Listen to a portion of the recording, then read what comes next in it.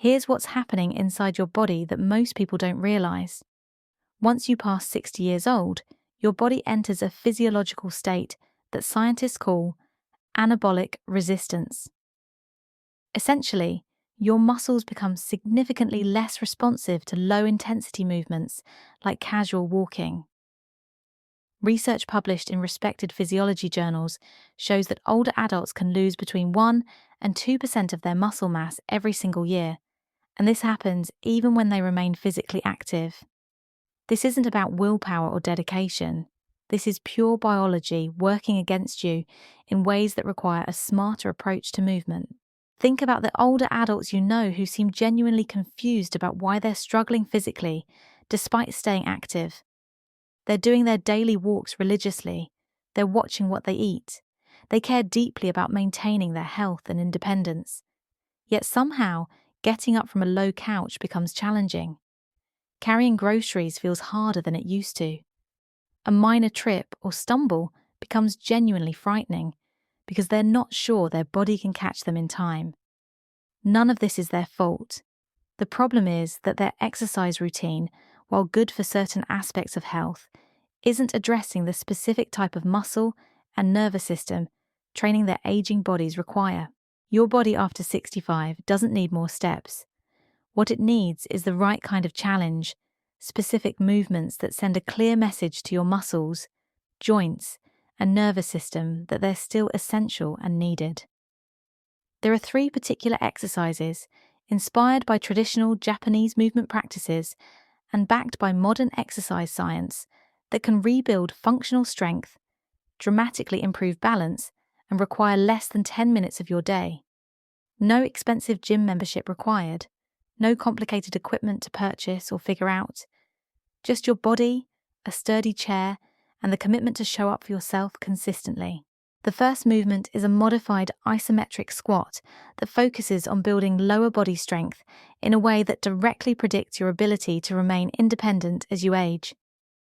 Stand in front of a solid chair with your feet positioned about shoulder width apart.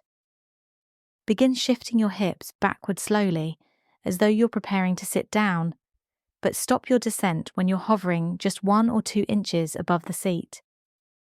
Hold that position steady for 5 full seconds. You should feel your thigh muscles engaging strongly, your core tightening to maintain stability. Then drive through your heels and stand back up with complete control. This isn't about speed or showing off. It's about deliberate, purposeful movement. Why is this so powerful? Research demonstrates that lower body strength, particularly in your quadriceps and gluteal muscles, directly correlates with your ability to live independently after 70.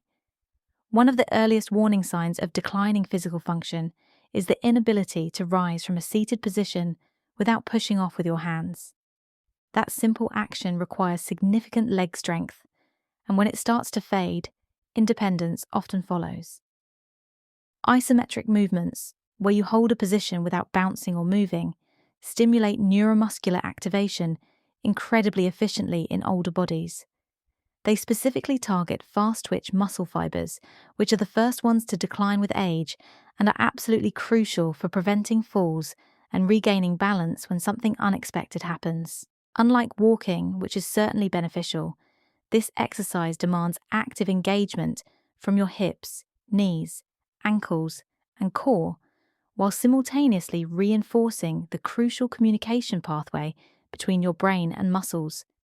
Because you're holding a static position rather than bouncing through a range of motion, it's also much easier on your joints. Start with 5 repetitions, holding each one for 5 seconds, and rest between repetitions as much as you need. Work toward building up to 3 sets that you perform 3 times each week. If your knees are sensitive or painful, you can place a cushion on the chair for additional support, or you can reduce how low you squat. The depth doesn't matter nearly as much as the consistency. 1 controlled repetition today builds the foundation for confidence tomorrow. The second movement addresses your upper body, and it's far more important than most people realize. Your upper body strength isn't just about lifting grocery bags or opening stubborn jars. It's fundamentally about your ability to protect yourself if you fall, to catch yourself before you hit the ground and to push yourself back up if you do go down. This is why the counter push-up becomes essential after 65. Unlike wall push-ups, which are often too gentle to actually trigger meaningful strength gains, the counter push-up provides the right amount of resistance to engage key muscle groups, including your chest, shoulders, triceps, and core stabilizers, all without putting excessive strain on your wrists or shoulder joints. Studies from major sports medicine organizations show that upper body resistance training in older adults significantly improves functional mobility, enhances postural control, and reduces fall risk. But there's something else happening that's equally important. After 60, you begin losing not just raw muscle mass, but neuromuscular coordination, which is your brain's ability to communicate efficiently with your muscles. The pushing movement pattern retrains this communication system, making everyday tasks like getting out of bed, pushing open a heavy door, or steadying yourself feel easier, safer, and more automatic. Stand facing a sturdy kitchen counter or solid surface that's roughly hip height. Place your hands flat on the edge, positioned about shoulder width apart. Step your feet back 1 to 2 feet until your body forms a gentle diagonal line from your head to your heels. Slowly bend your elbows, lowering your chest toward the counter over a count of 2 to 3 seconds. Focus on maintaining control throughout the entire movement. Then press back up smoothly to your starting position. Begin with 8 to 10 repetitions, rest briefly, and repeat for 2 to 3 sets, depending on your comfort level.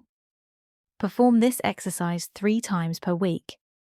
If the movement feels too easy, step your feet farther back to increase the challenge. If it feels too difficult, step closer to the counter. The goal is controlled, purposeful movement with steady breathing and good form. The third movement might be the most important of all because it trains something most exercise routines completely ignore: your body's ability to regain balance when something throws you off unexpectedly. The step-back lunge with chair support specifically targets this hidden weakness. For adults over 65, this isn't optional or extra. It's potentially life-saving. Falls represent the leading cause of injury-related deaths among older Americans, and most of those falls happen backward or sideways, not forward. Why does this matter so much? Because most exercises move you forward. Walking moves you forward. Climbing stairs moves you forward. Cycling moves you forward. But backward movement trains your posterior chain, which includes your glutes, hamstrings, calves, and deep stabilizing muscles that rarely get challenged otherwise. More importantly, moving backward activates something called proprioception, which is your brain's ability to sense body position in space and make split-second adjustments to maintain balance. Elite balance programs, including those used in Japanese longevity communities known for their healthy aging populations, incorporate slow backward stepping for exactly this reason. It's not about powering through a challenging movement. It's about teaching your nervous system to adapt and recover. The step-back lunge builds genuine confidence in your footing, improves core stability, enhances joint control, and trains your body to shift weight safely, which becomes a crucial skill when you trip on uneven ground or need to pivot quickly to avoid an obstacle. Stand tall beside a sturdy chair or countertop and place one hand lightly on it for support. Step your right foot straight back, keeping your torso upright and your core engaged. Lower yourself slightly by bending your front knee while keeping your back heel lifted off the ground. Hold this position for 1 to 2 seconds, then push through your front foot to return to standing. Switch legs and repeat on the opposite side. Start with 6 repetitions per leg, rest briefly, and complete 2 rounds. Perform this exercise 2 to 3 times per week. Only lower yourself as far as feels comfortable. You don't need deep range of motion for this to be effective. The control and smoothness of the movement is what truly counts. If done correctly and consistently, this teaches your body how to catch itself before a fall ever happens. Before starting any new exercise routine, it's crucial to listen to both your body and your doctor's guidance. These movements are designed to be safe and effective for most adults over 65, but they're not universally appropriate for everyone.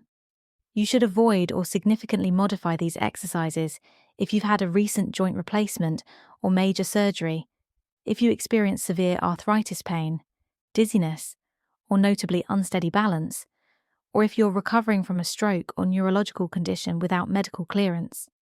If any of those situations apply to you, consult with a physical therapist who can provide personalized modifications that match your specific needs and limitations.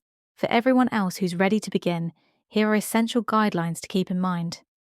Use support at all times. A chair, counter, or wall isn't a sign of weakness, it's a smart training tool. Start small, even 1 or 2 repetitions builds momentum and begins creating positive change.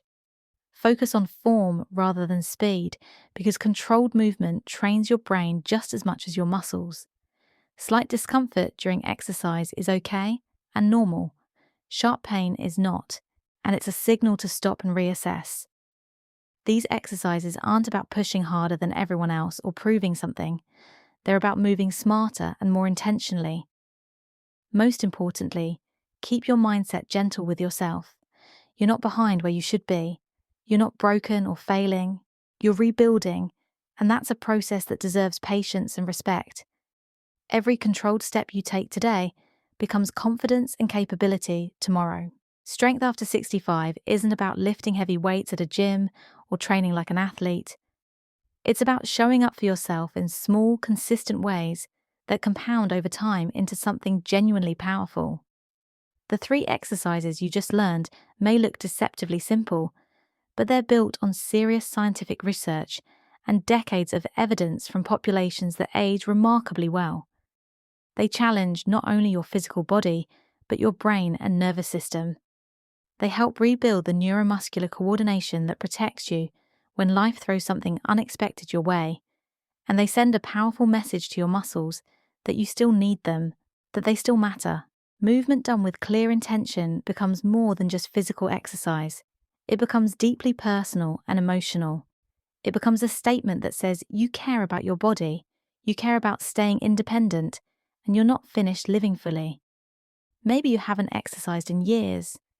Maybe you've fallen before, and the fear of it happening again keeps you cautious and hesitant. That's completely okay and understandable.